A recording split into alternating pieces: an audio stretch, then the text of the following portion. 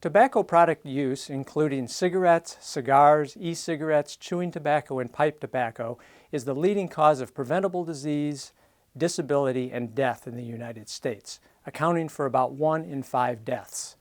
Preventing tobacco product use among youths is critical to decreasing the death and disease associated with it, because nearly all tobacco product use begins during youth or young adulthood, with approximately 9 in 10 adult smokers starting before the age of 18 years. In recent years, tobacco products have evolved to include various smoked, smokeless, and electronic products.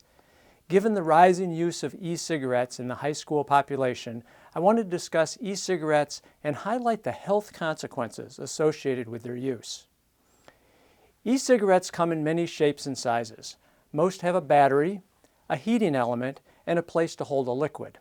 E-cigarettes produce an aerosol by heating the liquid that usually contains nicotine, but may also contain THC and/or CBD, along with flavorings and other chemicals that help make up the aerosol.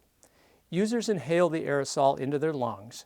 Bystanders can also breathe in the aerosol when users exhale into the air. Some e-cigarettes are made to look like regular cigarettes, cigars, or pipes. Some resemble pens. Some resemble USB sticks.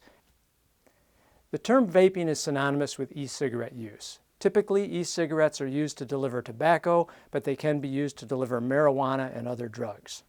While e-cigarettes are probably less harmful than tobacco cigarettes and contain fewer toxic chemicals than the deadly mix of over 7,000 chemicals found in smoke from regular cigarettes, that does not mean e-cigarettes are safe.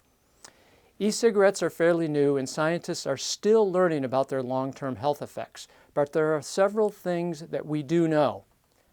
The nicotine in most e-cigarettes is highly addictive and is toxic to adolescent brain development, which continues well into their mid-20s. Recently, there have been multiple reports of a severe pulmonary disease termed e-cigarette or vaping-associated lung injury. Currently, there have been over 2,600 cases of vaping-associated lung injury reported, with 60 deaths and 1 person successfully undergoing a lung transplant.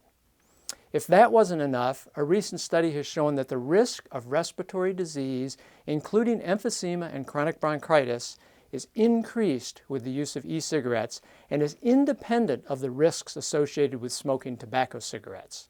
A 2019 CDC survey highlights the growing use of tobacco products in middle and high school youths, mainly e-cigarettes.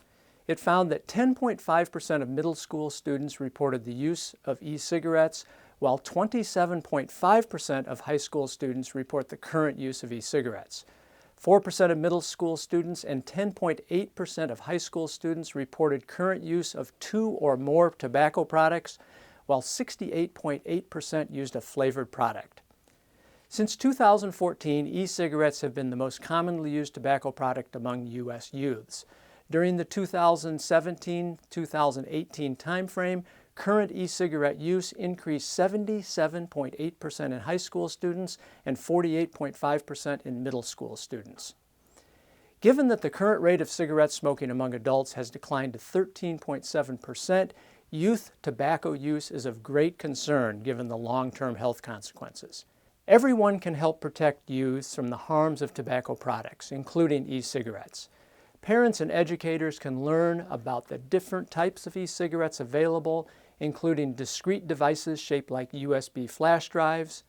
Parents and others who influence youths can set an example by being tobacco-free and communicating that nicotine can lead to addiction and can harm the developing brain and affect learning, memory, and attention.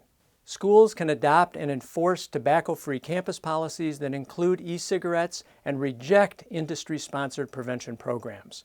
The FDA should have regulatory authority over all tobacco products. Concerned citizens and healthcare workers should lobby state legislatures to restrict the sale of all tobacco products, including e-cigarettes, including a minimum age of purchase of 21 years and prohibiting the sale of all flavored tobacco products.